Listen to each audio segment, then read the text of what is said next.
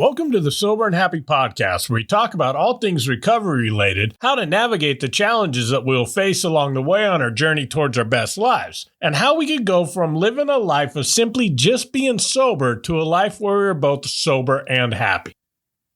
This last week, I did a lot of reflection and thinking about my father. He died the week before Father's Day, so this time of year, I think a lot about him and spending the last few days he was on this earth with him. My father died with a lifetime full of regrets, and talking with him about that had a profound effect on my sobriety then and for chasing my dreams now. So today, I want to talk about the importance of not putting off all those things we keep saying we will get to tomorrow and why we should take action today. So buckle up. This is going to be a great episode. Welcome back. Before getting started, I have an exciting announcement. When I decided to leave Alcoholics Anonymous, the one thing I missed the most was the community that programs like that provide. Last week, I announced that I was going to launch a Facebook group for people looking for support that is not modeled around 12-step programs. We have launched, and it is growing fast, and I would love to have you join us. You can find it by going to facebook.com/groups/sober and happy. I will also put a link in the show notes for you. Now, let's get back to the episode. I talked about my father in the intro of this episode. If you haven't heard the story in past episodes, I'll give you a little background. My father was in and out of prison for much of my life. The last time he went to prison was when he was 65. When I was about 11 months sober, I was going to head down to Kingman, Arizona and visit him in prison for Father's Day weekend. However, the week before I was supposed to go down there, the prison chaplain called me and told me they discovered my dad had cancer throughout his body, and if I wanted to see him, I needed to come then. So I hopped in a rental car and drove down there the next day. First, let me tell you what it looks like when you're dying when you are still in custody, because this is one of the potential ends of a lifetime full of addiction. My father, who at that point was so weak he couldn't even sit up by himself, still had to be handcuffed to his hospital bed. We're in a room that at all time had 2 armed prison guards watching us and listening to our every word. Very private words spoken from a dying father to his son. Also, because of a lifetime full of wreckage my father had caused, most of the people in our family no longer talk to him. Despite having brothers, sisters, children, and various nieces and nephews within a few hours' drive, I was the only one on his visitation list and the only one that could show up and be by his side when he died. And that weighed heavy on my dad's heart during those final moments. He was not upset that no one else was there, as he realized it was his own actions that created that ending. What he realized was that a lifetime of tomorrows was no longer available to him. He was going to apologize tomorrow. He was going to turn things around tomorrow. He was going to make things right tomorrow. And the reality that he put all that off one too many times and that his opportunity was no longer available hit him like a ton of bricks. I saw a side of my father I had never seen before. "I'm scared, bro," he said. And as we talked more, it wasn't death that he was afraid of. It was dying, knowing that people who deserved amends from him were never going to get it. "Tell your mom I'm sorry. Tell your aunts I'm sorry. Tell your sister I'm sorry. Tell your brother I'm sorry." He asked me to find ex-girlfriends and other people he had hurt and tell them he was sorry. I promised to him I would, and not long after, he went to sleep and never woke up. My father died with a lifetime full of regrets. But his death wasn't in vain. You see, at that point in my life, I was 11 months sober, and I'd also been putting off making things right with the people that I hurt in my active addiction. I kept telling myself I was going to do it tomorrow, next week, or next month. One of my favorite kick the can down the road phrases, I was always going to do it when I was ready. But after experiencing that moment with my dad, I knew that I didn't want to put it off any longer.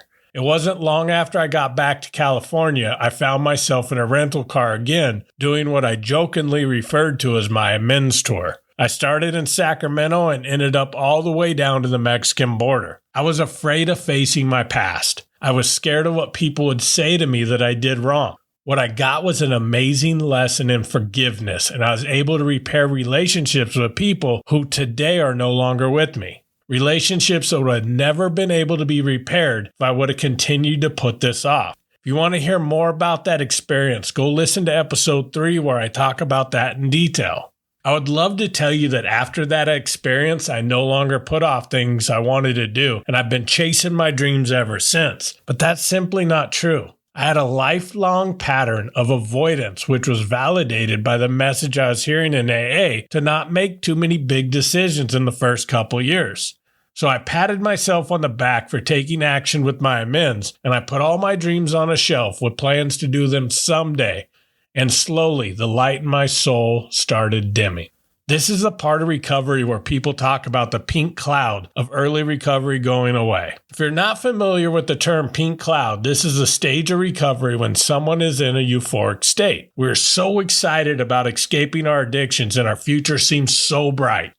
But then one day, that pink cloud disappears. That amazing feeling is gone, and life becomes dull.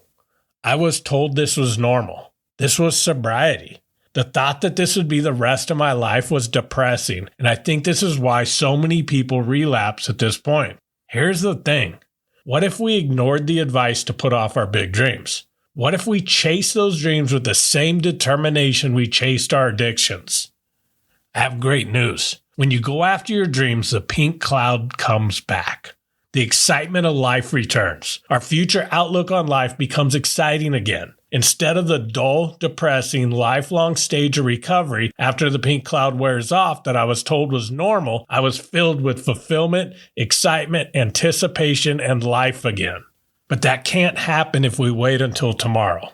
One of my favorite sayings is, yesterday you said tomorrow. I want you to think about what you keep putting off. Whether it's finally pouring out that last bottle and getting sober, making changes to live a healthier life, enrolling in that class, taking your kids to Disneyland, leaving a toxic relationship, or finally asking for that raise you deserve. Delaying action only holds us back from reaching our goals and living a fulfilling life. When we continually put off taking action, we fall into the trap of believing that opportunities will always be available in the future. We convince ourselves that tomorrow will be the perfect time to start, make changes, or pursue our dreams. However, this mindset could lead to missed opportunities and unfulfilled potential.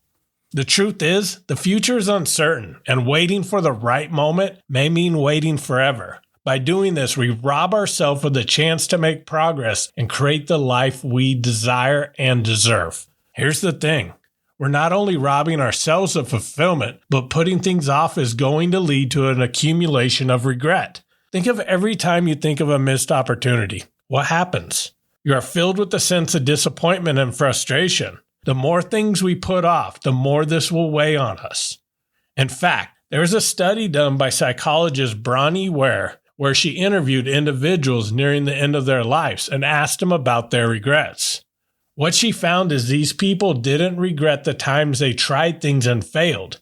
The study revealed the common theme was the regret from the consequences of waiting to take action. They expressed regret for not living a life true to themselves and not pursuing their dreams, their passions, or their authentic desires due to fear, societal expectations, or the pursuit of external validation. They regretted the missed opportunities for personal growth and meaningful connections. Many wished they had taken more risks, seized more chances, and embraced uncertainty instead of playing it safe and staying within their comfort zones. The study concluded that waiting for the right time could lead to regret and unfulfilled aspirations. Each time we say, I'll start tomorrow or I'll do it later, we delay our potential for growth and personal fulfillment. The longer we postpone action, the greater the accumulation of regret. And some of those regrets of putting off action can be ones that are extremely difficult to move on from. I can't tell you how many people I know that waited to get sober, thinking that their loved ones would keep giving them yet another second chance, only to wait too long and find out that they used up all their second chances. You never know when your last chance really is your last chance. So why gamble?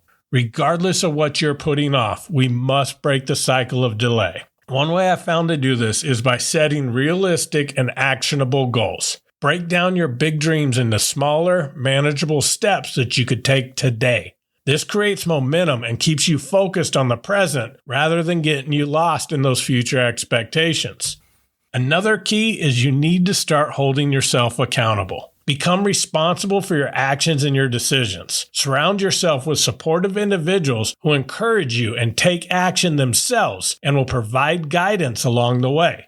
Once we start taking action and stop saying tomorrow, we will start to experience growth and positive change. Facing and embracing the discomfort of taking that first step will lead to a huge leap in your personal development and give you a sense of empowerment. Remember though, our progress will not always be constant and we're going to hit roadblocks and detours along the way. But don't let this deter you, because if we are still consistently taking action and learning from our experiences, we will build one of the greatest traits that someone in recovery could have: resiliency. I don't want you to stop listening to this episode without committing to yourself an action you're going to take. I want you to reflect on your passions, your dreams, your values, and pick something that you keep putting off. I want you to prioritize what truly matters to you. I want you to think how it feels by continuing delaying pursuing your dreams. Now I want you to imagine how amazing it will feel to chase and achieve that dream. Those are the two paths that we face every day. The present moment is all we have. We could seize opportunities, make necessary changes, and live in alignment with our true selves, or we could wait till tomorrow. The choice is yours, my friend. Choose wisely. Thank you for listening, and I'm hoping you're enjoying my podcast. This podcast is growing. I do not pay to advertise it, so I know it is only growing because you guys are sharing it. I want to express my gratitude for that, because this is that dream I've been putting off for so long that I'm finally chasing. And each time you share an episode, you're helping me pursue that dream. So thank you so much, and please keep sharing it. New episodes come out each Friday, so I look forward to connecting with you next week. And as always, thank you so much for listening, and keep living sober and happy.